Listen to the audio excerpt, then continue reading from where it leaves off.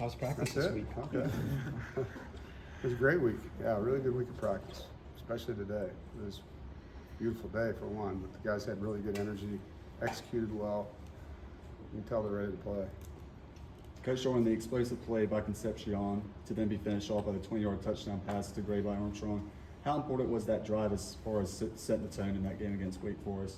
Yeah, it helps, when you can get a lead and particularly build confidence early, it helps. And I think, for our defense to be able to play with a lead is nice for them. They haven't had that a ton, and particularly we got up 2 scores and then 3 scores. It changes what you're defending at that point. And so I don't expect that in this game. I think it's going to be a hard-fought 4-quarter game. But in that game, that was huge, to be able to do that. And that was the key to winning that game, was to be able to have 3 and outs on defense and long drives on offense because of the way that they run their system at Wake.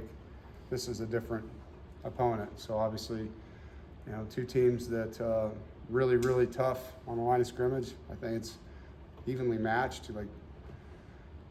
We have 30 sacks. They have 31. They've given up 22. We've given up 21.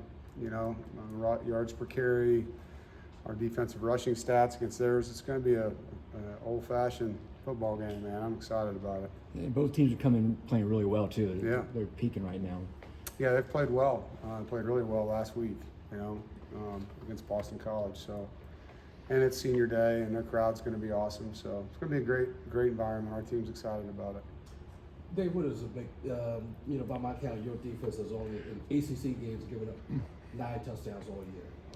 What is it that makes your defense special and especially going to a game like this?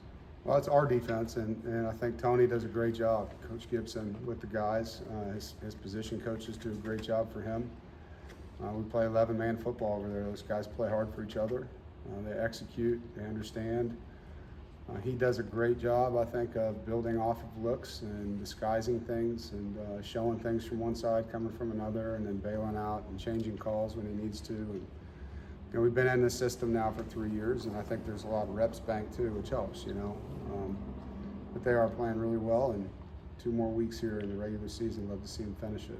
How have you seen him kind of grow as a coach just over these last few years and the guys that he's been able to develop? Coach Gibson? Well, I think, you become a coordinator and then the guys are starting to get to know your personality, and then, he's recruited some of these guys here now too. He inherited what was here and then groomed those guys like Payton and then added guys like Bishop and Red. And so, I think you put your brand on it, the longer you're out of school, and he's done a great job with that. And like I said, there's really good continuity on the defensive staff too. Those guys have been together this entire time, and so they can finish each other's sentences in that room, and that's very helpful as a play caller to know that those guys know kind of what's going on in your head and what you're going to be doing next, and they're thinking ahead for you sometimes. Hey, that last time he did this, he's probably going here, and so they can help him in their position rooms differently maybe than if you're a first-year coach in a system.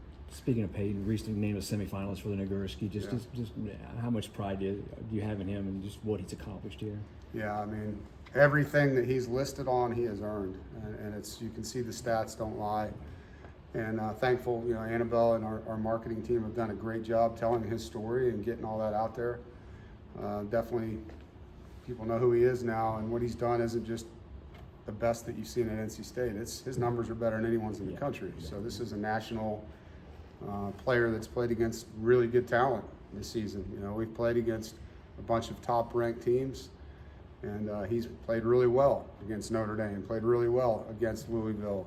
These teams that are ranked high, played really well against Clemson, played really well, against Miami. And so not only has he done it, he's done it against teams that are top 20 teams. And so he deserves where he's at, and I hope that the voters put him in first place on some of these things. It's been a great story too, the things he's had to endure and overcome injury-wise. Yeah, nobody's more deserving than him. Anything that we don't know about Payton or anything that still surprises you about it? I don't know. You guys have heard a lot of them.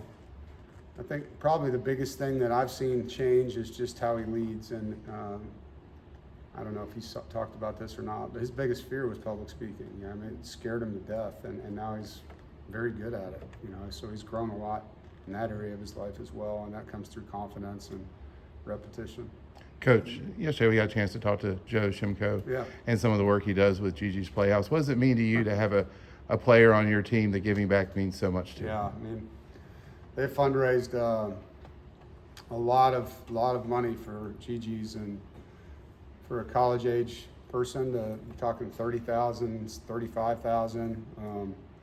What a difference maker! You know, his legacy is a long snapper. You know, people don't notice him, and that's great because that means he's really good. But he's noticed in the community, and he's changed lives in our community for 2 years, and so that will be felt in Raleigh for a long, long time. Super proud of Joe. Kind of piggybacking off of Charlie's earlier question, you've made defense cool in an era where you probably cringe at any rules change because you know the rules never help the defense. It's challenging, you know, with the RPOs, linemen downfield, the way that sometimes officiating goes with touching, you know, guys in coverage, and it is hard. And the strike zone's gotten smaller and smaller. I saw a really cool graphic about Terry Bradshaw yesterday, just about how, you know, his career and how many plays he played and how many snaps and wins. And by the way, there was no roughing the passer. By the way, there was no strike zone. There was no targeting. It was just like, yeah, okay, you know. And so things are harder on defense right now. Like Savion got called for roughing the passer, which would have been probably called a wimpy hit back in the day. You know, back then, the guys would clothesline quarterbacks. And so, yeah, it's changed a lot. And I don't know. This is a place you want to come and play defense. Like, this system it's aggressive, it's multiple, it's productive. The stats don't lie, and the kids have fun in it. You know, the kids are flying around having a good time. We talked to Caden Fordham earlier this week, and he was talking about how much Payton's been helpful for him. Yeah. In addition to everything Payton's doing on the field, just how helpful has he been in preparing the future of this program as well? That's something you want your players to do, you know, your legacy and handing the torch down. You go back to Isaiah Moore, Drake Thomas, Payton Wilson, now handing it down, Caden, and the guys that come underneath them, you know, Kamel Bonner, Kelvon McBride, and there's some kids coming in I can't talk about, but that's their responsibility, is to set a standard in their room and make sure that that standard doesn't drop when they leave.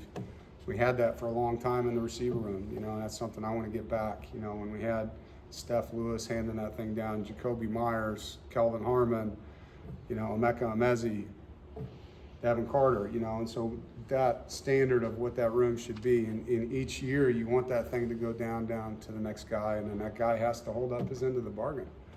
And so that's something you take a lot of pride in as a player. You know, that's something a coach can't make happen.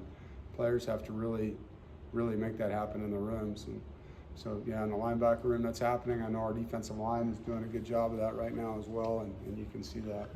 With the high school playoffs going on, I mean, it's crazy to think KC a year ago was playing in the playoffs. Yeah. But you got thousands of kids in the state embarking on maybe their last football game. Right. Maybe they end up like KC and become a big star as a freshman. But you know, you obviously have children going through, your son is going through it yourself. I mean, what is that like at this time of the year? Yeah, the playoffs are awesome for, you know, and then your seniors, man, each game could be their last game. Some of them their last game ever because they won't play in college. And so it's super meaningful for those young men. And you're right, you know, 12 months later, you don't know what your freshman year. You may be a redshirt if you're playing in college. You could have an unfortunate injury, or you could be a freshman All-American. Like, you don't know. The journey is different for every guy, and that's the one thing I would say. And stars don't dictate the journey either, you know.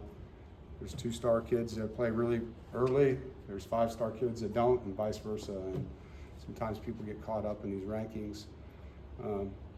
The transition from high school to college, whether it's academics or athletics, is way different than people understand. And some guys can make that transition seamlessly, like KC is, and some guys can't. And that's okay. You know, it's just each guy's got to understand the comparison game is the thief of all joy. You got to kind of take your journey as your journey, and one day at a time. I hope that we get some more guys coming in here that want to play early, like KC. Like, you know, I mean, this is a place where you can make a difference, and our systems allow you to play that way. What has it been like for you to see Dakari Collins' emergence Yeah. in the last couple of weeks? You know, Dakari and Anthony Smith are two guys I talked to the team about. I think they were at the bottom and worked, and just kept grinding and letting us coach them. Didn't pout, didn't complain. And because of that, now they're playing a ton, and Dakari's playing a lot, and very proud of him. And it's just, you guys stay on these guys just to, now that you've gotten the reps, you can't forget how you got them. You can't now relax.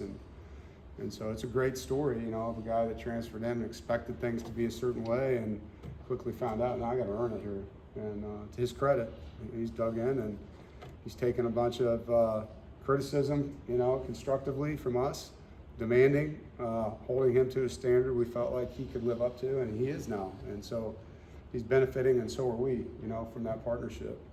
Coach Doeren, you mentioned the similarities between your program and Virginia Tech as far as the football-minded standpoint, blue collar, go to work every day.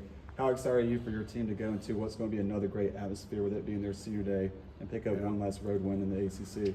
Yeah, it's going to be a great challenge and a great opportunity, and incredible respect for the program that Coach Beamer built, and that respect for Brent and how he's picked it back up. I know he's emulating a lot of the things Coach Beamer instilled in that program.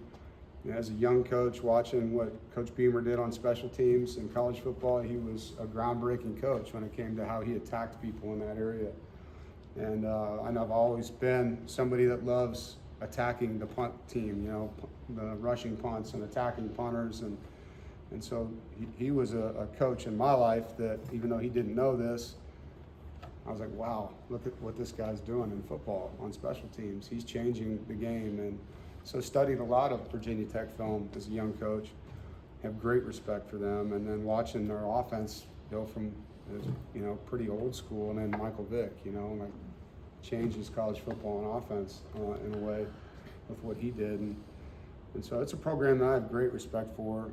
Their fan base, the way that they support their team, the way that they make that stadium feel on game day. It's going to be fun, and our players are really excited to be a part of that. One more. Oh, go ahead, Jay. Devon Betty and Rakeem Ashford both have newborns this year. Yeah. What kind of growth have you seen from them as people since their kids were born? Rock's, this is his second, and so really haven't seen a change in him that way. He's been dealing with the injuries on top of that, and so, man, what a tough year for him. And I feel so empathetic, for what Rock's going through, not because of the birth of his second child, but because of the injuries in his last year of college football. Betty, complete change in lifestyle, right? Like his fatherhood has been a big deal for him, and he was never a guy that was kind of out social and all that. He's always been mature, but I think the gratitude he has for life different now, perspective different. Tell this to all my players that are about to have children. The first time you hold your child for the first time, your first child in particular, the whole world stops spinning in that split second as you look at your child for that minute or second. Feels like a long time, but everything about the world changes when you hold your child for the first time. And so I always tell them that, like, man, make sure in that minute you just stop and really reflect. And I know he did. We had a really cool conversation after that. But yeah, it's cool being a part of their journey, and helping them. And they both handled it the way you would hope they would. Yeah, thank you guys.